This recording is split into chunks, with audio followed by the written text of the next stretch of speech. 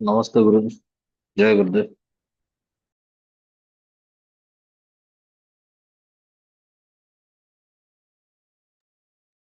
Good evening. Audio जा रही है?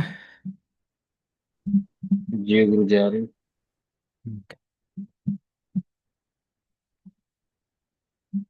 ओके, कंटिन्यू करते हैं। तो बनाया आप लोगों ने सबनेटिंग वगैरह कुछ किया?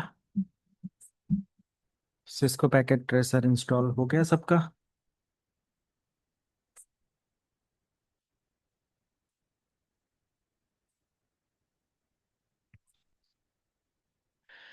तो लास्ट हम लोग सिस्को राउटर्स के कंपोनेंट और बहुत सारी चीज़ें डिस्कस किए थे। ओके।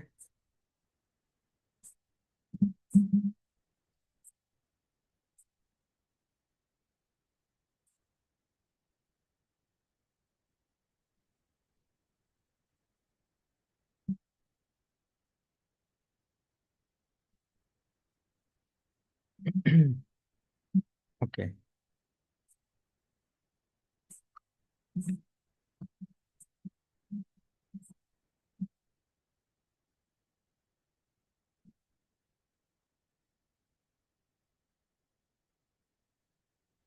तो राउटर्स वगैरह के कंपोनेंट और राउटर डिवाइसेस वगैरह को लेकर हम लोगों ने डिस्कस किया था।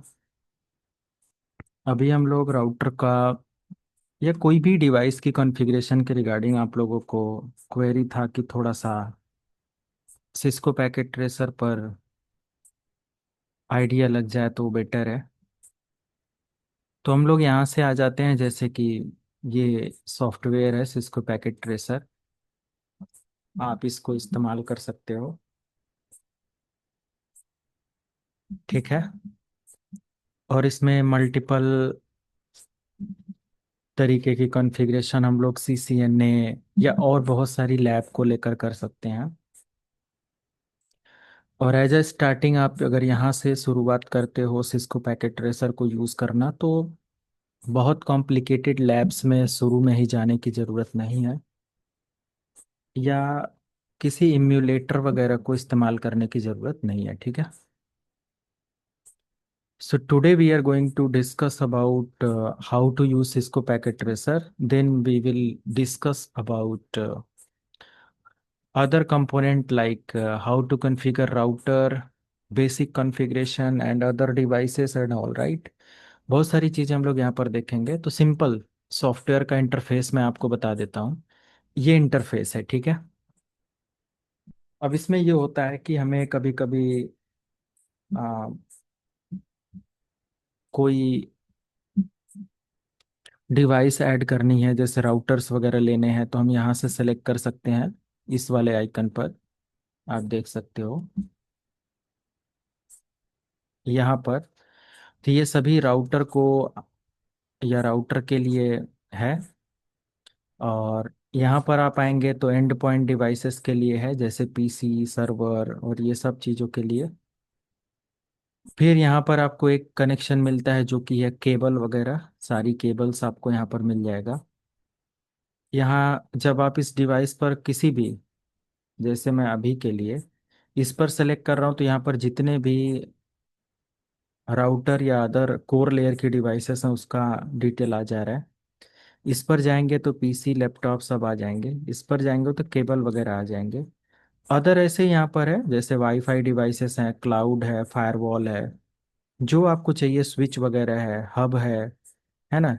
जैसा आपको चाहिए वैसा यहाँ से डिवाइस का सिलेक्शन कर सकते हैं। क्लियर है? यहाँ का कॉन्सेप्ट सबको समझ में आया? ये एरिया, कोई ऐसा है जिसको ये पॉइंट नहीं समझ में आया? यस।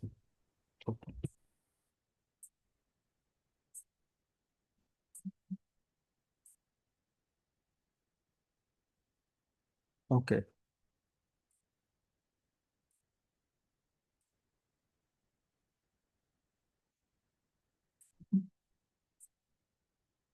ज्वाइन नहीं किया सब लोगों ने?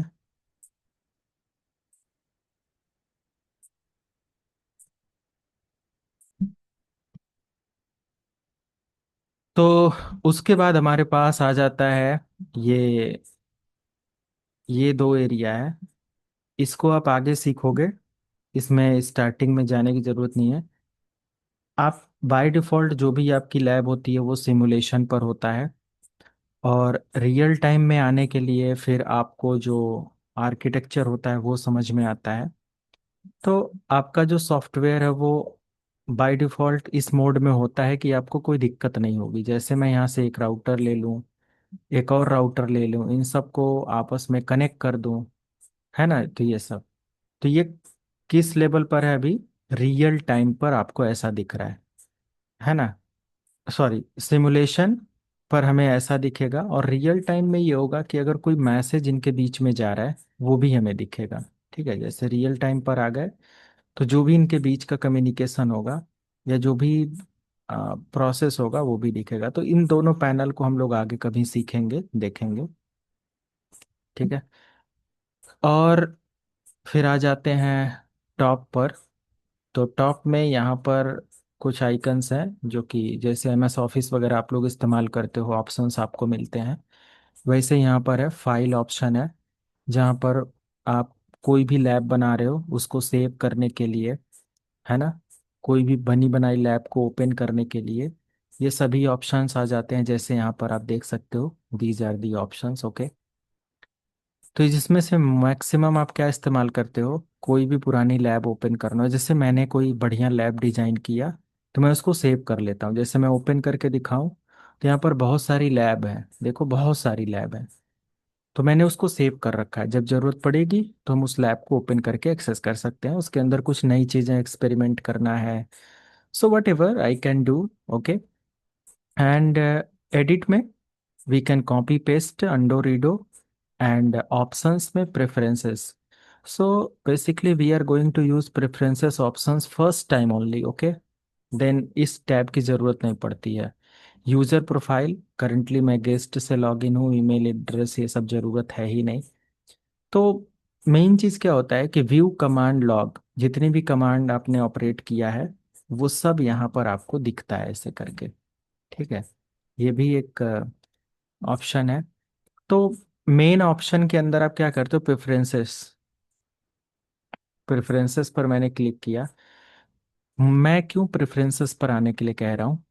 आप ज़्यादा से ज़्यादा अपने सिस्को पैकेट ट्रेसर में जब कोई लैब करते हो ना तो आपको लैब इस तरीके से दिखती है, जैसे कोई इस पोर्ट का इंटरफेस कौन सा है, यानी कि ये कौन सा इंटरफेस है।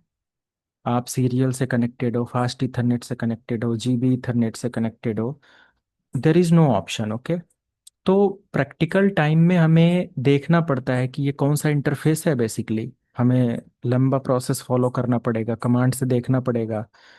तो हम लोग क्या कर सकते हैं, यहाँ पर एक ऑप्शन आता है ऑलवेज शो पोर्ट लेवल, ये वाला। इसको अगर चेक बॉक्स या इसको टिक कर दें यहाँ पर, तो देखो आपका इंटरफेस यहाँ से दिखना स्टार्ट हो जाता है, राइट। पहला ये आपको ज़रूरत पड़ेगी, क्योंकि बड़ी बड़ी लैब के अंदर अगर हमें इंटरफेसेस दिखते हैं तो हम इजली इन पर क्या IP एड्रेस है वो असाइन कर सकते हैं। ठीक है, अब इस डिवाइस का नेम दिख रहा है क्योंकि यहाँ पर क्या लिखा हुआ है, सो डिवाइस नेम लेबल। नेम को मैंने क्या कर रखा है, अवेलेबल करा रखा है। अगर मैं इसको हटा दूं तो नेम हट जाएगा, मैं चेक कर दूं तो नेम आ जाएगा। मॉडल नंबर चाहिए तो मॉडल नंबर भी मैं यहाँ से डिस्प्ले कर सकता हूँ। तो बेसिकली यहाँ से यही दो तीन ऑप्शन आपको करने होते हैं। मॉडल नंबर की ज़रूरत नहीं है क्योंकि हम जब डिवाइसेस को ऐड करते हैं तो ऑलरेडी हमें मॉडल नंबर या कौन सी सीरीज ले रहे हैं हमको पता होता है। नेम को कभी कभी ज़रूरत पड़ती है कि मैं इसको नेम चेंज करना चाहूँ, R1 R2 R3, तो मैं कर सकता हूँ। बाकी कुछ और यहाँ पर आपको करने की ज़रूरत नहीं है। फिर क्या होता है कि आपको अगर आपके सॉफ्टवेयर का इंटरफेस छोटा लग रहा है, डिवाइसेस के आइकन्स छोटे लग रहे हैं, कुछ भी ऐसा है, तो आप सीधे आ जाओगे फॉन्ट के अंदर। फॉन्ट के अंदर आप आओगे अपने साइज को, जैसे मैं यहाँ पर अभी करंट हमारा फॉन्ट साइज कितना है आप देखो, या एप्लीकेशन का साइज 8 है। मैं इसको 9 कर दूं, यहाँ से यहाँ, ये 9 हो गया। यहाँ पर मैं कर दूं, थोड़ा देखो बड़ा हो गया। मैं 9 कर दूं यहाँ पर तो और बड़ा हो जाएगा, थोड़ा सा और मैं 11 पर कर दूं और बड़ा हो जाएगा। तो डिपेंड ऑन यू, आपको जिस भी लेवल पर इसको लेकर जाना है वो आप कर सकते हो। क्लियर है? मैं छोटा रहने देता हूँ, आगे जैसी जरूरत पड़ेगी हम लोग इसको बढ़ा लेंगे या देख लेंगे, और छोटा करना है और छोटा आप कर सकते हो कुछ इस तरीके से। ओके। एंड उसके बाद कह रहा है कि जब मैं किसी डिवाइस पर मैं क्लिक करता हूँ और इसकी कॉन्फ़िगरेशन जब स्टार्ट होगा तो कुछ इस तरीके से दिखता है, बड़ा आइकन्स है और ये सब है। आप जब करोगे तो ये इतना बड़ा नहीं दिखेगा, तो ऑप्शन प्रेफरेंसेस में आकर आप फॉन्ट में 14 मैंने कर रखा है, कमांड प्रॉम्प्ट कितना है 14। मैं चाहूँ तो इसको कर दूँ 14 से 12, तो थोड़ा छोटा दिखना स्टार्ट हो जाएगा। ठीक है बस। राउटर का टेक्स्ट कलर, इसमें ज़्यादा आपको दिमाग लगाने की ज़रूरत नहीं है, बाय डिफ़ॉल्ट जो है वही बेटर है। तो आप यहाँ से क्लिक करोगे और आप चेक करोगे दोबारा तो देखो फॉन्ट वगैरह थोड़ा सा छोटा हो गया। ठीक है। तो इसकी ज़रूरत पड़ेगी। आप चाहो तो फिजिकल डिवाइसेस ओवरव्यू यहाँ से देख सकते हो कि हमारी डिवाइस कैसा दिखता है, तो आप इसको जूम भी कर सकते हो। तो बिल्कुल ये रियल डिवाइस का ही इमेज है, तो आपको आइडिया लग जाएगा कि रियल में डिवाइसेस इस तरीके से दिखते हैं। इसको आप ऑन भी कर सकते हो, ऑफ भी कर सकते हो, इसमें नए नए पोर्ट ऐड कर सकते हो जो भी आपको ऐड करने हैं। यहाँ पर आपके सारे पोर्ट अवेलेबल हैं, जैसा चाहिए वैसा पोर्ट। जिस पोर्ट पर आप क्लिक करोगे जिस मॉड्यूल पर, उसका डिटेल यहाँ पर मिल जाएगा, वो दिखता कैसा है यहाँ पर आ जाएगा, इसको आप यहाँ पर कनेक्ट कर सकते हो। समझ में आया? इजी है ना सॉफ्टवेयर? Yes sir. तो यही सब हाँ जी। तो ये सारी चीजें हैं, जैसे मान लिया कि मुझे यहाँ पर देखो एक स्लॉट है जो कि ओपन है, फ्री है। मैं क्या कर सकता हूँ, इसमें नया डिवाइस मॉड्यूल ऐड कर सकता हूँ। मॉड्यूल मतलब इसके अंदर जो मॉड्यूल ऐड होते हैं उनको बोला जाता है वैन इंटरफेस कार्ड, है ना, या इंटरफेस कार्ड। तो यहाँ पर इतने सारे इसके अंदर वैन इंटरफेस या मॉड्यूल्स हैं। जैसे कि अगर हम एक लैपटॉप खरीदते हैं उसमें रैम स्लॉट है, तो रैम स्लॉट अगर DDR4 का लगना है तो DDR4 रैम लगेगा। आप DDR5 या DDR3 नहीं लगा सकते। जैसे यहाँ पर हमारे जो स्लॉट्स हैं उसमें वही इंटर मतलब कि मॉड्यूल्स ऐड होंगे। तो मैं मॉड्यूल ऐड करने से पहले, जैसे मान लिया कोई राउटर है उसमें आपको एक सीरियल इंटरफेस यहाँ पर खरीद कर लाए, आप उसको यहाँ पर इंटरफेस पे अटैच करना है, तो क्या करोगे, पहले ऑफ करोगे, अटैच करोगे, आप यहाँ से ऑन करोगे, सीरियल इंटरफेस अटैच हो गया। ठीक है। तो अब दोबारा आप यहाँ पर आओगे अपना सीरियल केबल लेकर, ये है सीरियल केबल, और यहाँ पर देखोगे तो आपको सीरियल केबल देखने को मिलेगा, सीरियल पोर्ट। ठीक है। सो एज पर नीड आप serial, fast Ethernet, GB Ethernet, जिससे भी कनेक्टिविटी करना चाहते हो कर सकते हो। क्लियर है? तो ये तरीका है। कॉन्फ़िगरेशन का भी इस्तेमाल करेंगे आगे चल के हम लोग, और सिंपल ये सारी चीज़ें हैं। तो आपको क्या समझ में आया कि आपने ऑप्शन में आकर ये कुछ चीज़ें चेक कर लिया, प्रेफरेंसेस में फॉन्ट, तो आपको क्या करना है, इंटरफेस में ये दो तीन ऑप्शन, और फॉन्ट में आकर थोड़ा सा एप्लीकेशन का साइज कम ज़्यादा कर लेना है बस। बाकी आपको प्रैक्टिस के ऊपर है। जैसे ये है, आप माउस पॉइंटर लेकर जाओ तो ये बता देगा ये किस चीज़ के लिए है, तो बेसिकली कॉपी पेस्ट के लिए है, ये अंडो रीडो के लिए है। मैं माउस पॉइंटर लेकर जाऊं तब ये बताएगा। ये प्लस माइनस जैसे जूम करने के लिए, और ये रीसेट करने के लिए, ये छोटा करने के लिए, और ऐसे करके ये यूजर आइकन है प्रिंट, जैसे कोई प्रोजेक्ट मैंने बनाया मैं यहाँ से प्रिंट दे दूंगा तो सब कुछ यहाँ से प्रिंट निकल के आ जाएगा। ओके। कभी कभी हमने यहाँ पर बहुत सारा डिजाइन बनाया, मुझे लगता है कि लैब मुझे चाहिए, मैं ऑफिस में जब फ्री रहूंगा तो A4 साइज पर इसकी लैब मुझे मिल जाए, मैं वहाँ प्रैक्टिस कर लूंगा, देख लूंगा या क्या दिक्कतें हैं, समझना है कुछ भी ऐसे है, तो मैं जस्ट यहाँ से प्रिंट वगैरह दूंगा तो प्रिंट कर सकता हूँ, या इसको एक PDF के फॉर्म में सेव कर सकता हूँ, है ना, आप देख सकते हो PNG वॉट एवर। तो उस इमेज को हम प्रिंट कर लेंगे या देख लेंगे, बाद में हम उसको कॉन्फ़िगर और करना है, जैसा भी करना है वो सब हम यहाँ से कर सकते हैं। ये सेव करने के लिए, ओपन करने के लिए, यही जो ऊपर ऑप्शन है इसी का ये शॉर्टकट अलग से दे दिया है बस। ठीक है। तो इसकी ज़रूरत पड़ेगी कभी कभी, बट सबसे ज़्यादा ज़रूरत आपको पड़ेगी सॉफ्टवेयर के अंदर इसका।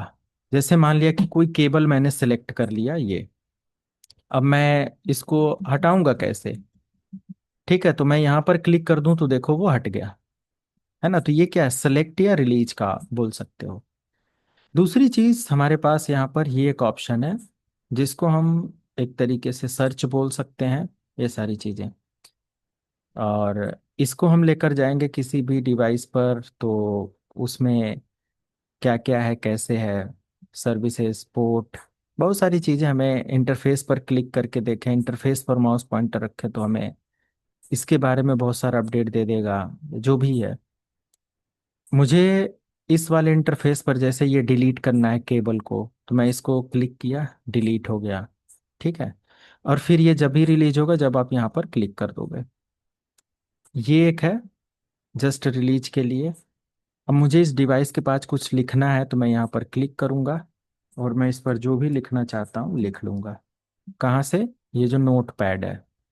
अब मुझे इन दोनों को लाइन से दिखाना है कुछ, तो मैं यहाँ से यहाँ ऐसे लाइन ड्रॉ कर सकता हूँ, कहीं पर भी बहुत सारी लाइन ड्रॉ कर सकता हूँ। ठीक है।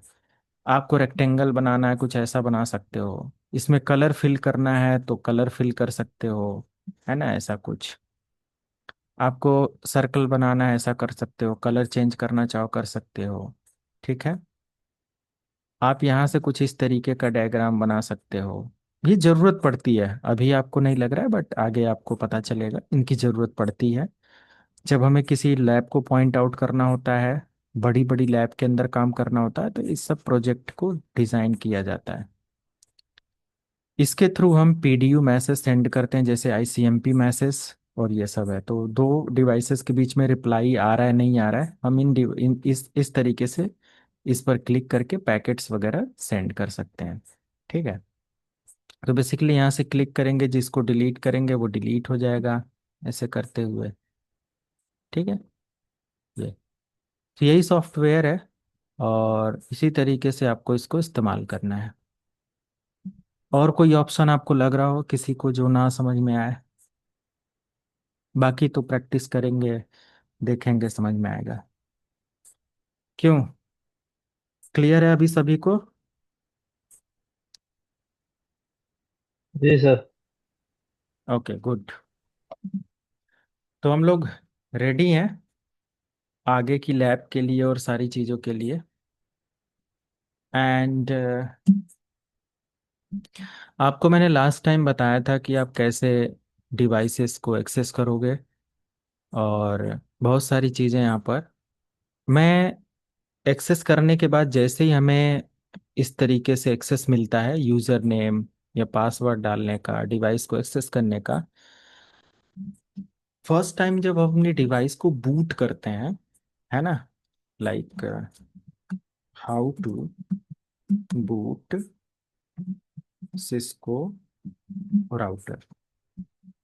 जब भी हम राउटर स्विच, अगर राउटर को आप समझ गए तो फिर स्विच को भी, फायरवॉल, सिस्को की सारी डिवाइसेस सेम प्रोसेस में बूट करते हैं।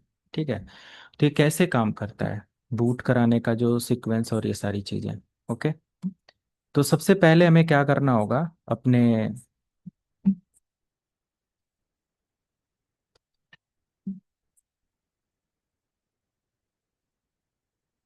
डिवाइस को बूट करने से पहले मुझे एक लैब सेटअप करना होगा जिसमें मैं कुछ डिवाइसेस रख लूँ, राउटर वगैरह। तो फंडामेंटल हम लोग लर्न कर रहे हैं एज पर मॉड्यूल, या जो भी आपका यहाँ पर था, राउटर का पहला पॉइंट है। तो कुछ इस तरीके से हमें सिस्को पैकेट ट्रेसर मिल गया। ठीक है। अब मैं यहाँ से एक 4300 सीरीज का राउटर ले लेता हूँ।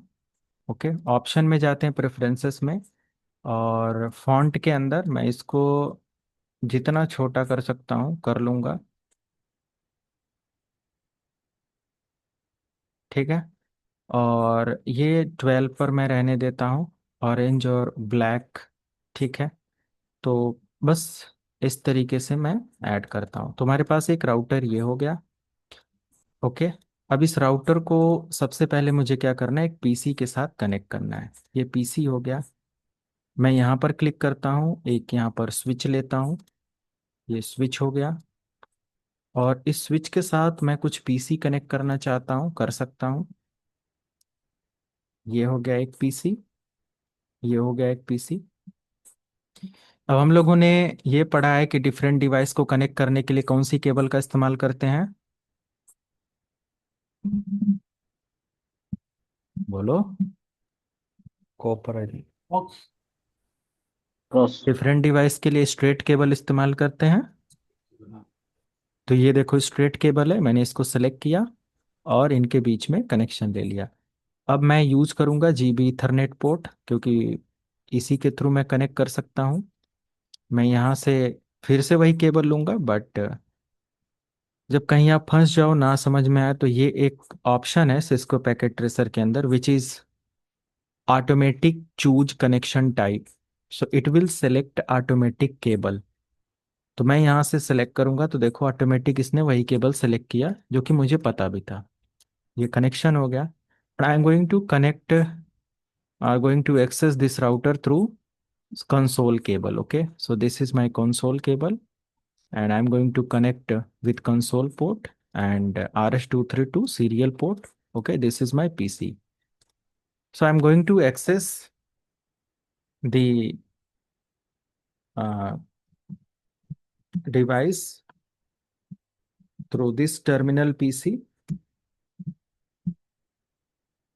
Okay, this is my terminal PC and rest of all मैं अपने राउटर को जब एक्सेस करूंगा तो कनेक्टिविटी सब मैं बता चुका हूँ। इस पीसी पर क्लिक करूंगा और कॉन्फ़िगरेशन पर क्लिक करूंगा, या डेस्कटॉप पर, सॉरी। और यहाँ से टर्मिनल को मैं सेलेक्ट करूंगा। एज इट इज़ ये पुट्टी का सॉफ्टवेयर है और यहाँ पर हमारा डिवाइस एक्सेस हो जाएगा। सो या तो ये तरीका आप इस्तेमाल कर सकते हो और यहाँ से आप अपनी कॉन्फ़िगरेशन स्टार्ट करोगे, या तो रियल में तो यही तरीका होता है, कंसोल केबल से फर्स्ट टाइम हम एक्सेस करते हैं एंड देन उसको प्रोसेस करते हैं। But whenever you are going to configure any lab on Cisco Packet Tracer, there is shortcut to configure the device. Okay, you can just click on the device and select the CLI mode, and you can see now you have direct access of command prompt or terminal, not command prompt, it is a terminal. So you can configure every device through terminal. Okay, आपको command भी समझना होगा, और graphical routers जो available होते हैं उनको तो आप ऑलरेडी ग्राफिक्स को देखकर समझ ही लोगे, कर ही लोगे। तो ये सब है। ग्राफिकल राउटर भी मैं कोई सीरीज आपको लेकर दिखा दूंगा, रियल डिवाइसेस का लेकर। ओके, एंड अभी क्या करना है मुझे, जब फर्स्ट टाइम ये राउटर हमारा बूट होगा ना, जैसे मैं यहाँ से रीसेट करता हूँ। अब आइकन्स या टॉपिक समझते रहना है। जैसे इसका मैं यूज़ करूँगा तो क्या बेनिफिट होगा, ये हमारी पूरी डिवाइसेस को पावर ऑफ करेगा और देन पावर ऑन करेगा, फिर से रीस्टार्ट कर देगा। रीस्टार्ट किया, आप देखो फर्स्ट टाइम हमारा राउटर इसी तरीके से बूट होता है। ये रियल राउटर का भी इमेज इसी तरीके से, जब आप फर्स्ट टाइम पावर ऑन करके टर्मिनल पर एक्सेस करोगे तो ऐसे ही बूट होगा। क्लियर है?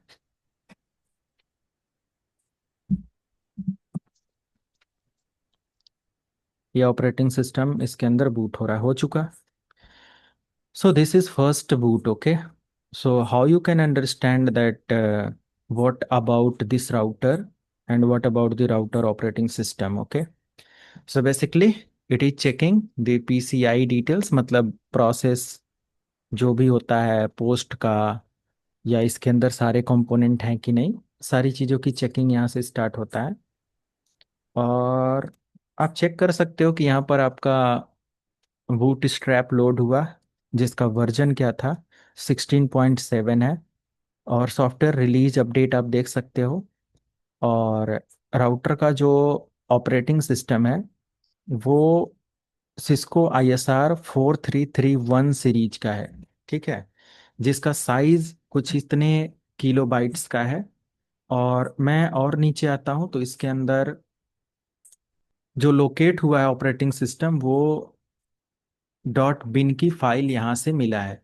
मतलब कि जो बूट फाइल है फ्लैश के अंदर होगा, जहाँ से भी इसने बूट किया है, वो ISR 4300 इस सीरीज का ऑपरेटिंग सिस्टम है। मतलब जो ISO फाइल है जो बूट हुआ है वो ये है, ठीक है। तो जब भी आप किसी भी राउटर को फर्स्ट टाइम बूट करोगे या फिर आप उसको चेक करोगे, मान लिया कि आप जब पहली बार आप बूट करोगे तभी आपको ये देखने को मिलेगा, पर बाद में कैसे देखोगे वो भी मैं बताऊंगा। तो इस ऑपरेटिंग सिस्टम को जब इसने लोड किया तो हैश हैश हैश हैश करके आपका लोड होता है। उसके बाद ये कह रहा है कि इसका आईएसओ का साइज इतना है, कैलकुलेट वगैरह हुआ सारी चीज़ें, और किस कंपनी का है, कॉपीराइट किसके पास है, सॉफ्टवेयर कौन सा है, आईओएस है, पूरी इंफॉर्मेशन यहाँ पर है। प्लस यहाँ पर आईएसआर सीरीज का है, प्लस यहाँ पर कितने जीबी इथरनेट के पोर्ट इसके अंदर है, कितना प्रोसेसर आईडी है, okay, processor memory what ever इनके साइजेज क्या है, फिजिकल मेमोरी रैम का साइज क्या है, फ्लैश मेमोरी का साइज क्या है, जो भी इंफॉर्मेशन है, एनवी रैम का साइज क्या है, सब यहाँ पर अवेलेबल है। आपका कॉपीराइट कब से कब तक किसके पास है, सब अवेलेबल है, ये सारी चीज़ें हैं। ओके, सब कुछ आप यहाँ से चेक कर सकते हो ऑपरेटिंग सिस्टम के बारे में। बट जब हम राउटर पर या किसी भी सिस्को डिवाइस पर पहली बार कॉन्फ़िगरेशन स्टार्ट करते हैं तो हमेशा स्टार्ट करते हैं कहाँ से, नो से। अब यस क्यों नहीं, अगर मैं यस करूंगा तो ये पूछेगा कि would you like to enter basis management setup, मतलब ये बहुत सारे प्रॉम्प्ट आपसे पूछेगा। आपसे पूछेगा क्या तुम अपना पासवर्ड सेट करना चाहते हो, क्या तुम राउटर का नेम चेंज करना चाहते हो, क्या तुम अपना राउटर का सीक्रेट पासवर्ड लगाना चाहते हो, क्या तुम राउटर के इंटरफेस पर आईपी देना चाहते हो, सब पूछेगा। और वो सारे अटेम्प्ट आपको करने हैं, यस करो नो करो, कुछ ना कुछ तो करना है। बट टाइम बचाने के लिए आप क्या कर सकते हो, आप बिल्कुल लिखो यहाँ पर नो, और नो लिखने के बाद आप स्टार्ट करो, एंटर करो, आपके पास सीधे राउटर का कॉन्फ़िगरेशन आ जाएगा। यानी कि अब आप फ्री हो, आप पासवर्ड देना चाहो दो, यूजर नेम देना चाहो दो, नहीं देना चाहते हो मत दो। मतलब आप न्यू कॉन्फ़िगरेशन कर सकते हो, या फिर जो राउटर चाहता है, इंटरफेस पूछ रहा है, हम उसको ना देकर अपने अकॉर्डिंग जैसा चाहे वैसा कॉन्फ़िगरेशन कर सकते हैं विथ नो। तो यस या नो में यही डिफरेंस है। यस मतलब उसके मैनेजमेंट इंटरफेस को जैसा जैसा वो बोलेगा मुझे करना पड़ेगा, यस या नो कर सकते हैं। यस करेंगे तो वैसा सेटअप करना पड़ेगा, नो करेंगे तो अगले स्टेप को पूछ लेगा। अगर नो करते हैं तो डायरेक्टली हम आ जाएंगे कॉन्फ़िगरेशन के स्टार्टिंग मोड में। तो अगर हमें राउटर को एक्सेस करना है तो 99.9% यूजर जो होते हैं वो नो के साथ जाना पसंद करते हैं। ठीक है, तो ये भी डाउट आपका क्लियर हो गया। अभी क्या है कि बूट होने के बाद अगर हमें मान लिया कि हमारा डिवाइस बूट हो चुका है, मैंने यहाँ से सेटअप किया और कुछ ऐसे बूट कर दिया, और राउटर को मैं जाकर ऑफ करता हूँ, ऑन करता हूँ। अब तो ये बूट कुछ इस तरीके से हो रहा है। ठीक है, चेक कर लेते हैं।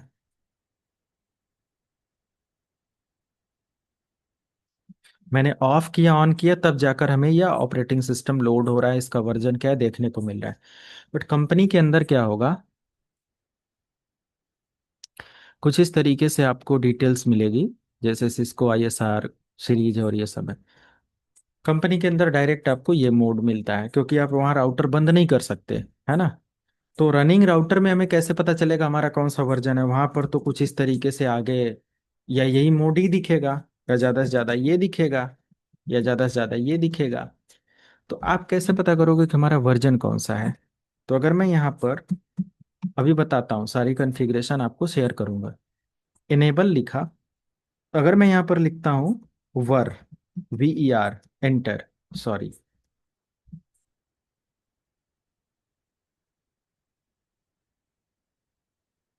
तो मैं काम करता हूँ यहाँ से,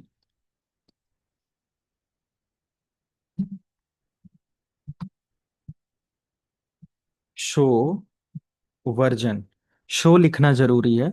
शो वर्जन लिखेंगे और एंटर करेंगे तो हमें पूरा वर्जन के बारे में, अपने राउटर के बारे में बता देगा।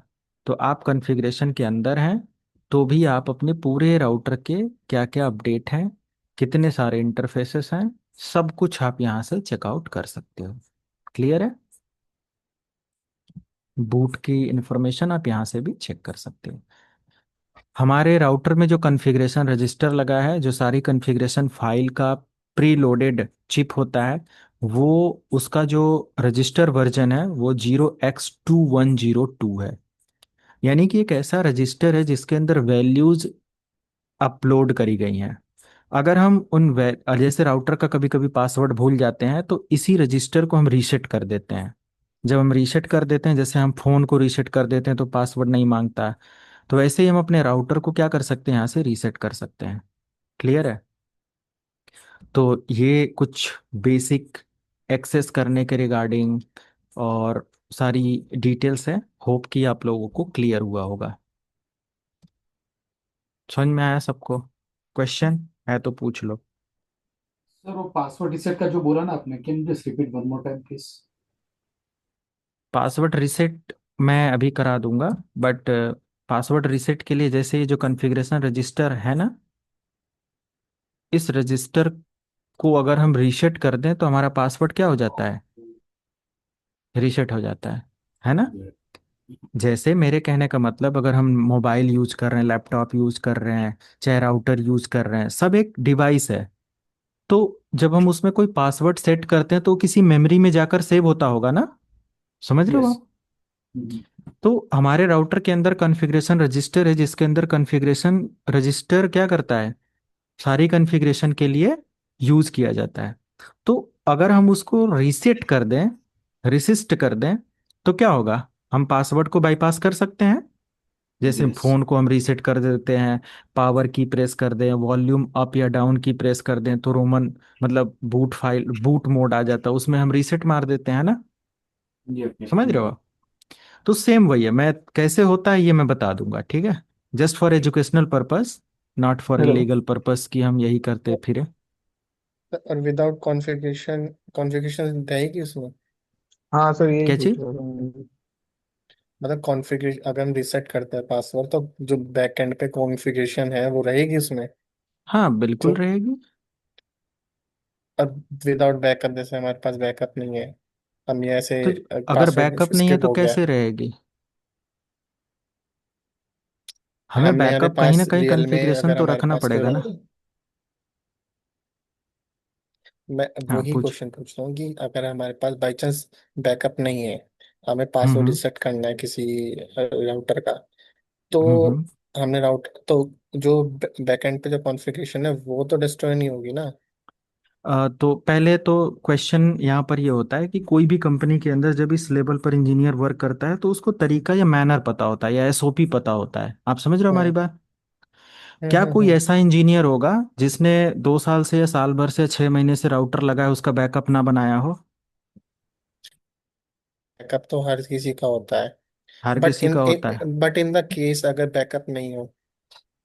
तो रीसेट करने पर वैल्यू चली जाएगी और कंपनी वाला जो बॉस होगा आपको निकाल देगा जॉब से, है ना? वो लास्ट मेरे बैच से लास्ट मेरे बैच से यही हुआ था कि उन्होंने बोला, आप आपके बैच में देखो किसी ने अभी ज्वाइन किया इसी पर्पस से, वो बोला कि इसको प्रिपेयर करो नहीं तो निकाल देंगे।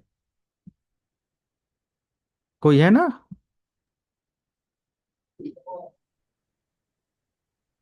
स्टार्टिंग में उन्होंने इंट्रोडक्शन भी अपना आप लोगों को दिया था। तो ये होता है मेन चीज, just be serious and focus हम उसको करते हैं जैसे जो एसओपी हम उसको फॉलो करें। जैसे मेरे कहने का मतलब कि एक मान लिया कि आप एरोप्लेन उड़ा रहे हो तो आपको पता होना चाहिए ना कि उड़ाने का एसओपी क्या है कि नहीं? अब हम कह दें कि नहीं हम उड़ाएंगे, हम ये बटन दबा देंगे, आगे भागेगी, इसको वो कर देंगे, बट हमें पता होना चाहिए कि उसकी एसओपी क्या है। किसी भी जैसे जब हमारे हमारे पास रिस्पॉन्सिबिलिटी जब बढ़ती, मतलब जब हम सीनियर होते जाते हैं, लेवल बाय लेवल बढ़ते जाते हैं, तो हमारी रिस्पॉन्सिबिलिटी बढ़ती जाती है। और अगर हम इनरिस्पॉन्सिबल होंगे, जैसे जो रिस्पॉन्सिबिलिटी उसको फॉलो नहीं करेंगे, तो कंपनी वाला क्या करेगा, रिस्क नहीं लेगा ना आपके साथ, बहुत सारे इंजीनियर घूम रहे हैं, तो वो ये मैं करेगा। एक रियल एग्जांपल बताता हूँ। एक मेरा हाँ। दोस्त है, वो अ, किसी कंपनी में काम करता है, तो उसके साथ यही हुआ है कि जिसके पास पहले बैकअप से ना, वो बैकअप देके हम्म। नहीं गए, हाँ और हाँ। वो उसने ज्वाइन किया। ज्वाइन करने के बाद फिर वो ना उसे पासवर्ड पता ना कुछ पता, अब वो फंसा पड़ा है। हाँ तो यही, वो रीसेट नहीं मार सकता या ऐसा नहीं कर सकता है ना। हम्म। आप समझ रहे हो? अगर बैकअप उसका नहीं है, जैसे अगर कोई थर्ड पार्टी का थर्ड प्लेस पर बैकअप नहीं है तो राउटर के एनवी रैम में तो होना चाहिए ना। वो जो काम कर रहा है उसको पता होगा। बट अगर वहां पर भी नहीं, अगर हम रीसेट मारेंगे तो सारा डेटा क्या हो जाएगा, रीसेट हो कॉन्फ़िगरेशन जाएगा, फाइल हाँ कॉन्फ़िगरेशन चली फाइल चली जाएगी। जाएंगी सारी। और उस कंडीशन में जॉब रिस्क पर होती है, राइट। हम्म। कभी कंपनी नहीं चाहेगी कि उसके 4 साल का जो कंपनी का नेटवर्क चल रहा है वो आप 2 मिनट में आओ, रीसेट मारो और खत्म कर दो, है ना। क्योंकि वो फिर वो लेबल लाने में बहुत समय लग जाएगा। आप समझ रहे हो ना हमारी बात, क्या क्या चल रहा है, कैसे चल रहा है, क्या कॉन्फ़िगरेशन है, क्या रूल्स हैं, क्या पॉलिसीज हैं, कहाँ से राउटिंग की गई है, क्या क्या एंट्रीज हैं, कैसे पता चलेगा, राइट। तो एवरी टाइम ये हमारा हैबिट होना चाहिए, एसओपी। क्या मैंने कहा कि जो भी प्रोसीजर होना चाहिए ना, स्टैंडर्ड प्रोसीजर होता है, ऑपरेशन प्रोसीजर, तो ये हमें प्रॉपर पता होना चाहिए कि कैसे करना है किस चीज को। हम कॉन्फ़िगरेशन आज कुछ मॉडिफाई करते हैं तो हमें उसका बैकअप अपडेट करना है, मॉडिफाई करना है, राइट। क्लियर है। तो ये यस। पॉसिबल है। और इनकेस अगर आ, भूल जाते हैं और ऐसा कुछ ये सारी चीजें हैं, तो एक बार बोलो कि वो अपने वेंडर से बात करें, मतलब कि सिस्को का है तो सिस्को से बात करें, एचपी का है तो एचपी से बात करें। हो सकता हो कि उनके पास कोई सॉल्यूशंस हो, राइट। क्लियर है। आपको वो कोई ओके। अपडेट, कोई फर्मवेयर कुछ ऐसा प्रोवाइड करें जिसकी वजह से आप इसको मैनेज कर सकते हो। सो इस कंडीशन में रिस्क लेने से बेटर है कि आप डिस्कस करके अपने इकोसिस्टम में या इंफ्रास्ट्रक्चर में जो भी आपके सीनियर्स और ये सारी चीज़ें हैं, आप वेंडर से बात कर सकते हो। डेफिनेटली वो हेल्प करेंगे। जैसे माइक्रोसॉफ्ट का कभी कभी होता है कि हम बिटलॉकर का पासवर्ड लगा के भूल जाते हैं, सर्वर का कुछ पासवर्ड भूल जाते हैं, तो माइक्रोसॉफ्ट हेल्प करते हैं। उसके होते हैं ना सेल्स टीम और सारी चीज़ें, टेक्निकल टीम या वेंडर के सपोर्ट होते हैं ना, ये तो पता ही है ना सभी को। सकते हैं। Yes yes. तो फाइनल एक वो सोल्यूशन है, उसको लेकर फिर हम जैसा चाहें प्रोसीजर कर सकते हैं। बाकी इसके बियॉन्ड अगर कुछ किया जा सकता है तो वो एक तरीके का लीगल इलीगल टर्म में आएगा, है ना शायद। कुछ ऐसे प्रोग्रामर्स या हैकर्स या बहुत सारे होते हैं जो हैक कर सकते हैं, समझ रहे हो ना आप। क्लियर है। चलें आगे। यस हाँ, सर। क्या बात हम लोग कर रहे थे, रजिस्टर को रीसेट करने की। तो कॉन्फ़िगरेशन रजिस्टर को अगर हम रीसेट कर देंगे तो हमारा राउटर क्या हो जाएगा, रीसेट हो जाएगा, और हम फिर अपने पासवर्ड को अवॉइड कर सकते हैं, आगे बढ़ सकते हैं, राइट। इसका जब प्रोसेस मैं एग्जीक्यूट करवाऊंगा या करवा ही दूंगा, लैब में है नहीं प्रोसेस के अंदर बट मैं करवा देता हूँ, तो उसमें बेनिफिट क्या होगा कि मैं बैकअप को पहले सेव करूंगा, ताकि मेरा बैकअप लॉस नहीं होना चाहिए। ये रीसेट करने से पहले हर एक इंजीनियर के दिमाग में ये पहली प्रायोरिटी पर होना चाहिए कि हमारा बैकअप है कि नहीं, राइट। और बैकअप नहीं है तो फिर हम रीसेट नहीं करेंगे, अगर हमें अपने नेटवर्क को ऑपरेशन में रखना है तो। क्योंकि जैसे हम रीसेट करेंगे पूरा नेटवर्क क्या हो जाएगा, डाउन हो जाएगा, राइट। ये सब है। या तो हम एक काम कर सकते हैं, देखो कंपनी के अंदर रिस्पॉन्सिबल होना क्या बोला जाता है। आप एक कंपनी का राउटर यूज कर रहे हो, 4 इंजीनियर पहले से यहाँ पर मैनेज कर रहे हैं, बहुत सारा कुछ मैनेज कर रखे हैं, और इन्होंने एक बैकअप किसी एफटीपी सर्वर पर बना रखा है, टीएफटीपी पर बना रखा है, ठीक है। आप जाते हो यहाँ पर, ऑलरेडी इस पे 6 साल की कॉन्फ़िगरेशन है, आप जाते हो कुछ मॉडिफाई करते हो, उसको यहाँ सेव करो। इनकेस कोई भी रीजन बस आप इसका पासवर्ड भूल जाते हो, कुछ भी ऐसा, इसको रीसेट करना है, तो रीसेट करने का मतलब ऐसा नहीं है कि आपके पास बैकअप है तो आप रीसेट मार दोगे। क्या ये तरीका होता है? ये भी तो तरीका सही नहीं है अगर एसओपी फॉलो किया जाए। Getting my point. इंडस्ट्री क्या कहता है कि आप हमारे नेटवर्क को अप रखो, उसके बाद जो करना है करो। कंपनी तो यही चाहेगी ना, क्यों? हेलो।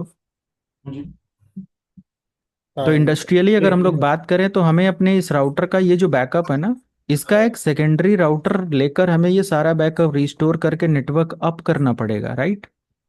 अवेलेबल करना पड़ेगा, देन हम इसके साथ जो भी खेलना है खेल सकते हैं। उसके बाद जब ये अप हो जाए तो हम इस राउटर को हटा सकते हैं। इस तरीके की हेल्प वेंडर के साथ ले सकते हैं। अगर हम नहीं चाहते कि 50 लाख का हमें राउटर खरीद कर लाना पड़े, तो हम वेंडर से ऐसा सपोर्ट ले सकते हैं, जस्ट फॉर, नहीं बोला जाता लीज पर या ऐसा कुछ। Okay.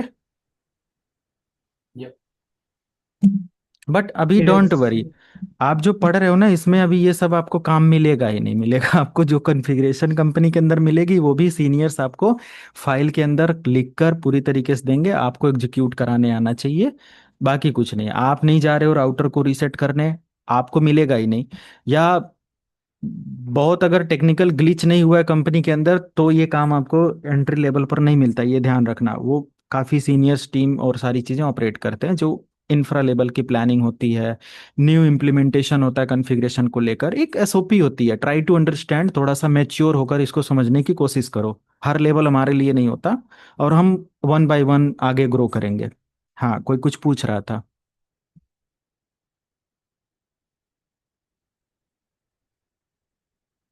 Okay, no problem.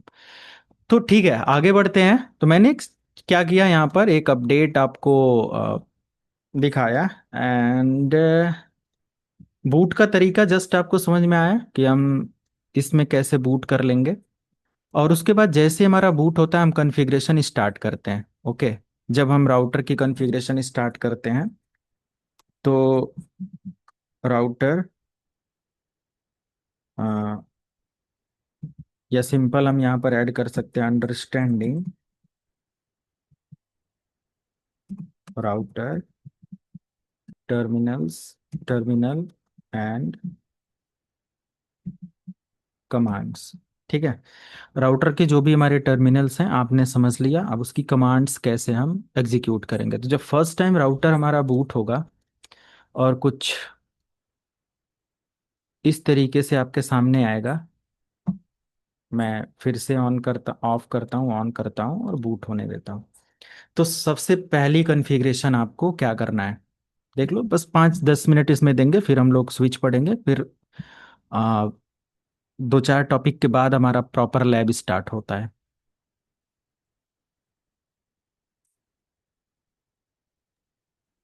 Sir ये कंसोल केबल क्यों डिफरेंट होता है? कंसोल केबल क्यों डिफरेंट होता है? मतलब वो भी तो इथरनेट ही है ना, तो पीसी के साथ लगा देते हैं तो हो जाता है।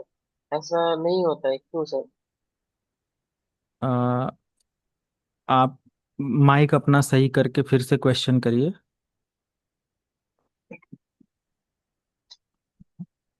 हेलो। हाँ जी। अब अभी आ रहा है सर, सुनाई।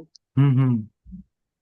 मैं बोल रहा था कि वो जो कंसोल का जो पोर्ट है ना वो तो इथरनेट ही होता है, ठीक ना सर?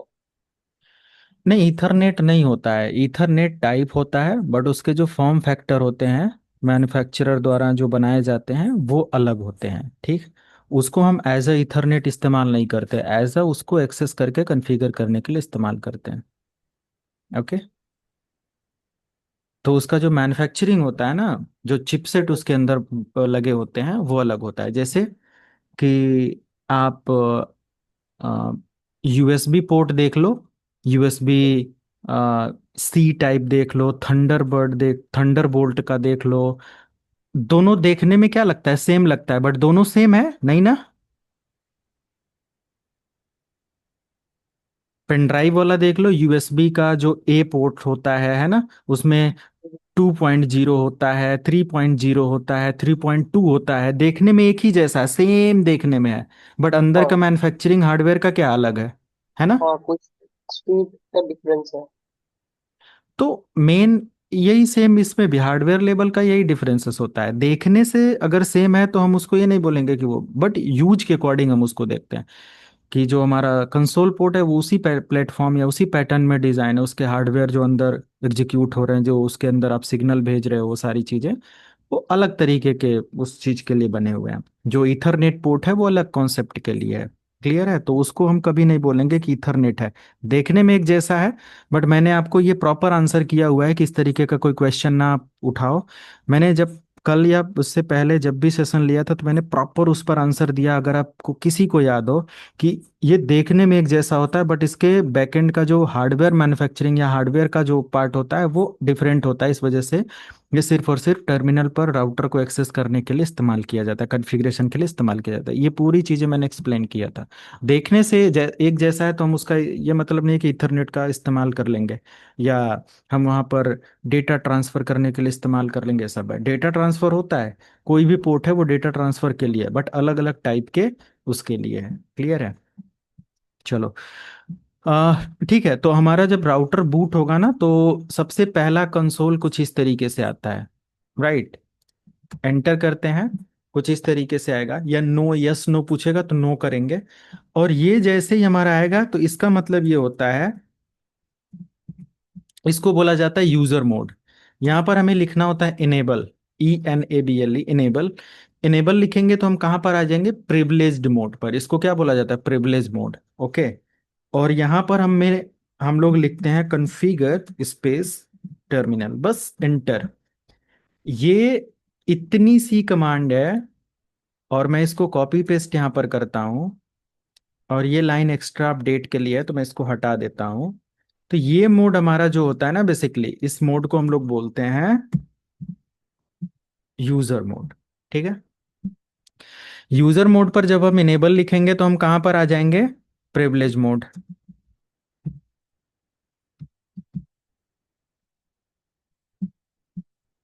ऐसे कुछ है प्रिविलेज्ड मोड। ठीक है? Privilege mode. फिर हमारा हमारा जब आगे हम प्रोसेस करेंगे तो हम कहां पर आ जाएंगे? अपने कॉन्फ़िगरेशन मोड पर। This is global configuration mode. इसको क्या बोला जाए? ग्लोबल, बट सिंपल आप लिखो कॉन्फ़िगरेशन मोड। ठीक है? ये तीन मोड के साथ बेसिक आप काम करते हो, और मल्टीपल मोड होते हैं, जैसे कि सब इंटरफेस मोड होते हैं, या अनदर बहुत सारे लूप बैक के मोड होते हैं, बहुत सारे ऐसे मोड होते हैं। बट हम जस्ट इन तीन के साथ अपना पहले कॉन्फ़िगरेशन स्टार्ट करेंगे। यूजर मोड पर जस्ट आप इनेबल डिसेबल कुछ ऐसा कर सकते हो। प्रिविलेज मोड जो हमारा होता है, ये बेसिकली होता है लाइक बैकअप के लिए, for backup and old configuration status. ठीक है? यानी कि हम कोई भी कॉन्फ़िगरेशन का स्टेटस या स्टेटस चेक करने के लिए, बैकअप लेने के लिए प्रिविलेज्ड मोड का इस्तेमाल करते हैं। इसके बाद हमारा आ जाता है, जस्ट एक मिनट, ये कितना, 16 नहीं चाहिए, 12।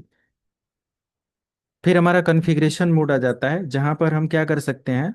It is for new configuration, configuration, और फॉर, और मॉडिफाई कॉन्फ़िगरेशन। ठीक है? न्यू कॉन्फ़िगरेशन के लिए, कॉन्फ़िगरेशन को मॉडिफाई करने के लिए इस मोड का इस्तेमाल किया जाता है। क्लियर है यहां तक सभी को?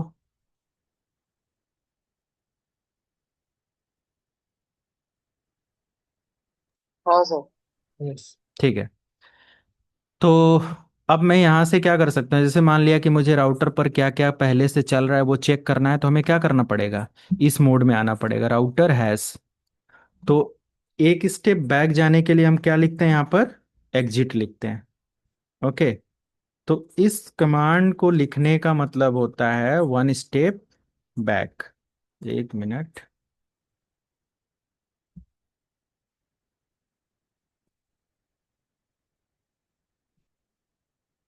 इसका मतलब होता है कि वन स्टेप बैक, अगर हम एग्जिट लिखकर एंटर करते हैं तो।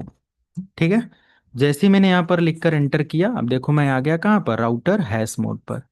अब मुझे ये चेक करना है कि हमारे राउटर पर आ, कुछ भी स्टेटस निकालना है किसी भी चीज का। अब सोच लो कि मुझे देखना है कि क्या क्या कॉन्फ़िगरेशन चल रही है।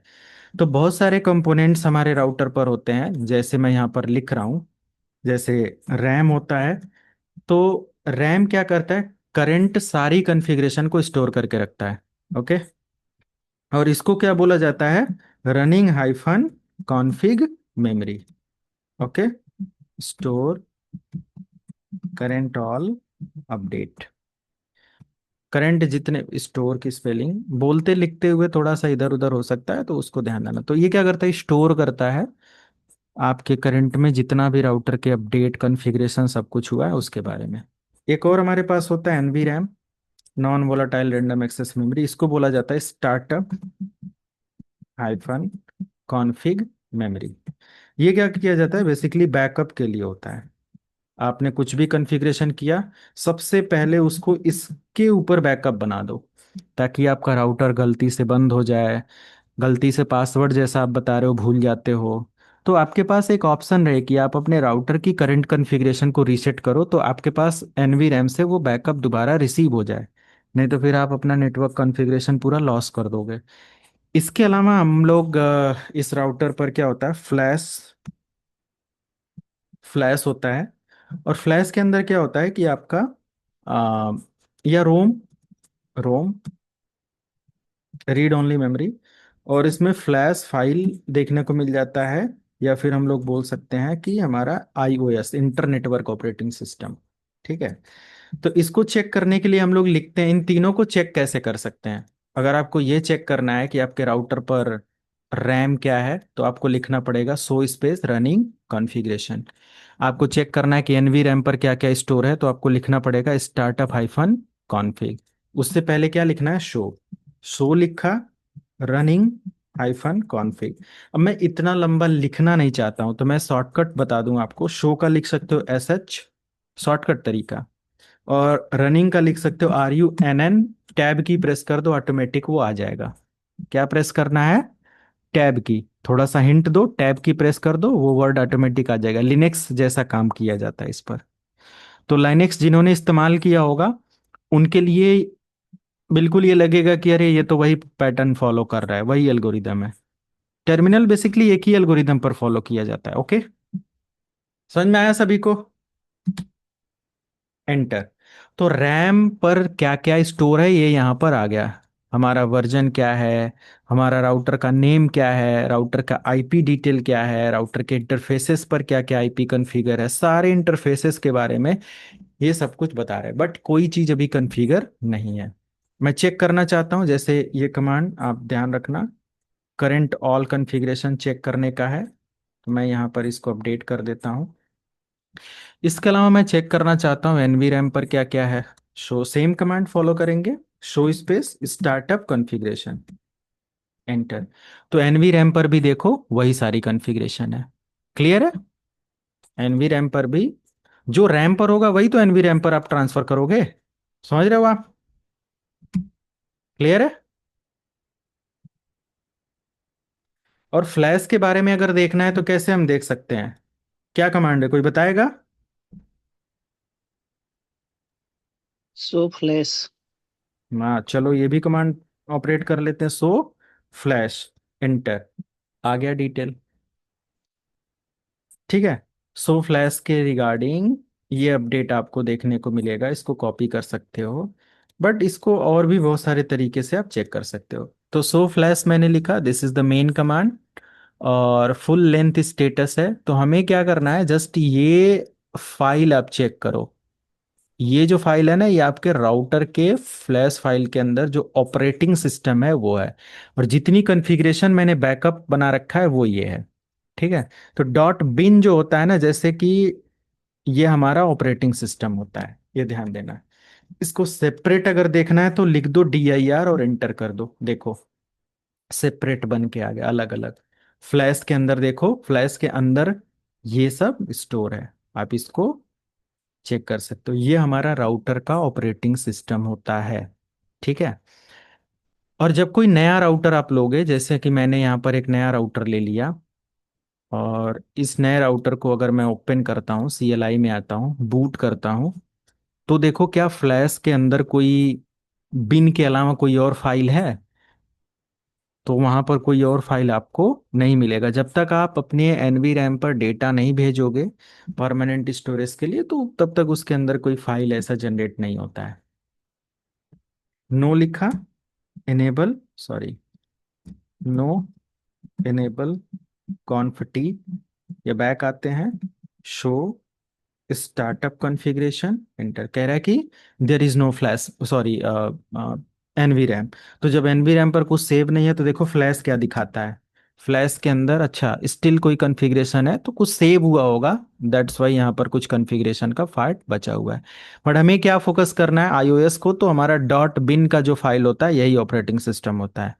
जब हमें इस ऑपरेटिंग सिस्टम का कुछ अपडेट मिलता है, अपग्रेड मिलता है, तो सिस्को की वेबसाइट से हम डॉट बिन की फाइल डाउनलोड करके इस iOS को हम रिप्लेस कर सकते हैं, मतलब इसको हटा सकते हैं और नए वाले ऑपरेटिंग सिस्टम का जो अपग्रेडेड फाइल है, मान लिया इसके अंदर कोई ग्लिच है, कोई बग है जिसकी वजह से ये राउटर हैक हो जा रहा है हैकर अटैकर द्वारा, है ना। तो हम क्या कर सकते हैं कि इसको अपडेटेड, हम सॉफ्टवेयर को अपडेट क्यों करते हैं, ताकि जो भी उसके अंदर बग या पैच वगैरह हो जाने से वो सॉफ्टवेयर क्या हो जाता है, इम्प्रूव हो जाता है ना, सिक्योरिटी पॉइंट ऑफ व्यू से या जो कुछ भी सारी चीज़ें नए फीचर के पॉइंट ऑफ व्यू से, तो हम इसको भी क्या कर सकते हैं, फिक्स कर सकते हैं। ठीक है, चलो। तो अभी राउटर का ये कुछ डिटेल आपने देख लिया, तो मैं जस्ट सो स्पेस फ्लैश लिख दूं या फिर DIR लिख दूं, दोनों से हमें वो फाइल देखने को मिल जाएगा। तो मैं एक काम करता हूँ, डॉट बिन की बस फाइल यहाँ पर रहने दूं, जिसको मुझे देखना था, बाकी की क्या जरूरत है, ये है। ठीक है, so this is the dot bin file basically, okay. And बस ये कुछ बेसिक फंक्शन है। अब मैं कुछ और डिटेल लगा दूं, जैसे राउटर को लाइक रीबूट करना है तो मैं रीलोड लिख सकता हूँ। ओके, रीलोड करने के बाद यस कर दूंगा तो ये रीस्टार्ट हो जाएगा, एंटर कर दूं। देखो, रीलोड का तरीका, जस्ट रीलोड।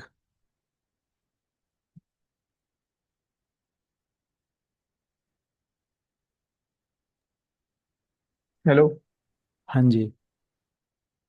सर, ये जो आईएसओ फाइल होती है ये फ्लैश मेमोरी में होती है, रोम बिन बिन हाँ जो फाइल है।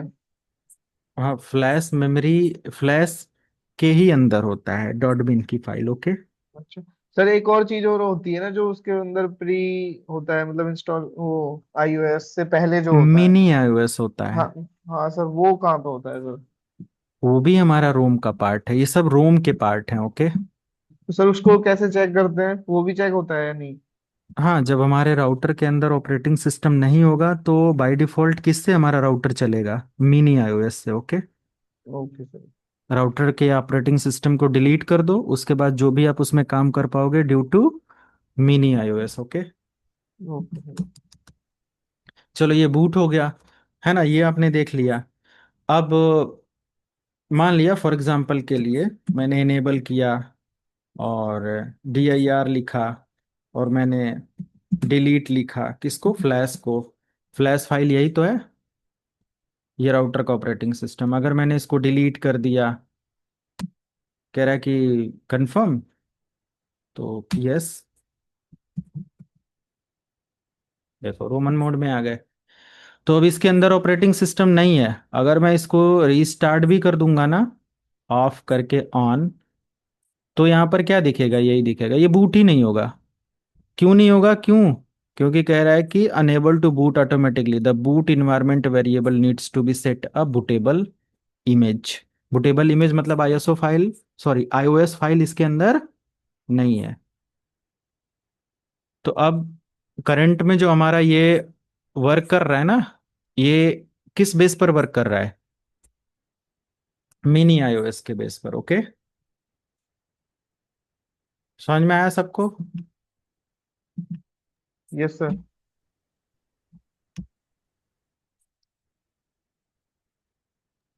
सर वो रोम और एनवी रैम में डिफरेंस क्या होता आप आज माइक आप ऐसा यूज कर रहे हैं जिससे लग रहा है कि आपकी आवाज बिल्कुल दबी दबी सी, ऐसा कुछ है? आप थोड़ा सा प्रॉपर सोकर क्लास ले रहे हैं क्या? है?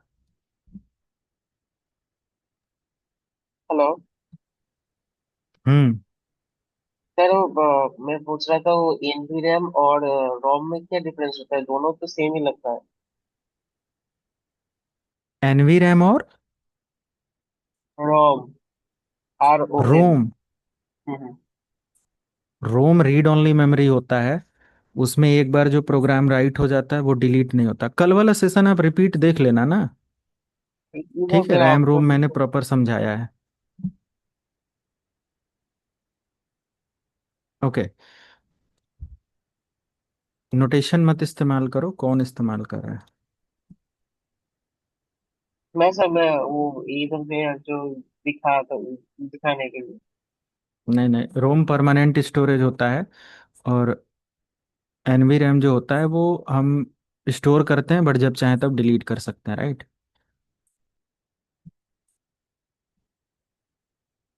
बैकअप एंड रिकवरी हम लोग फर्दर कभी देखेंगे, अभी वो समय नहीं है।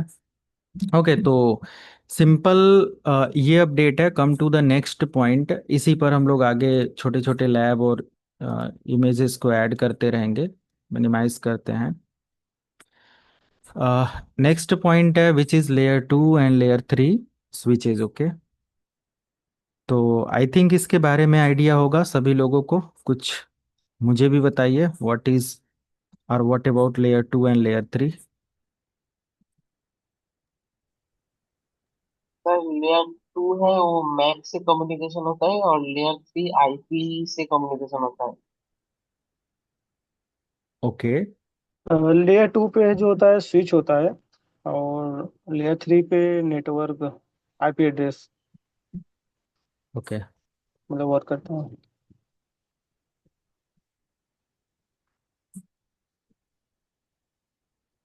हाँ जी, और कोई कुछ ऐड करना चाहेगा? Yes sir. Sir layer layer 3 जो स्विच होता है उसके अंदर राउटिंग की कैपेबिलिटी भी होती है सर।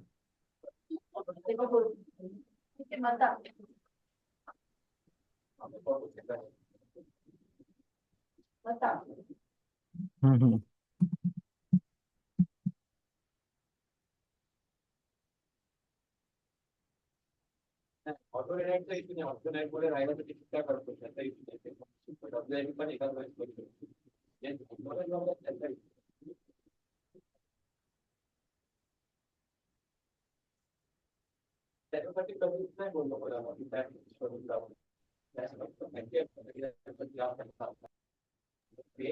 एक मिनट, मैं आया।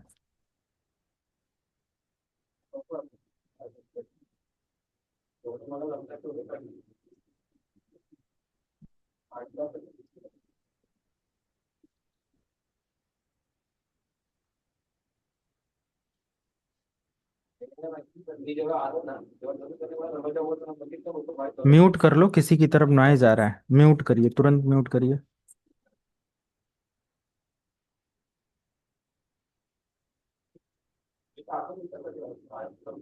फिर कोई अनम्यूट कर लिया, मैं इधर से म्यूट करूंगा तो उधर से नहीं कर पाओगे अनम्यूट।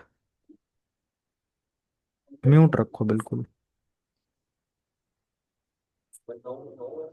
योगेश मिश्रा, योगेश मिश्रा, हाँ, म्यूट म्यूट किया रखो। मैंने। ठीक है।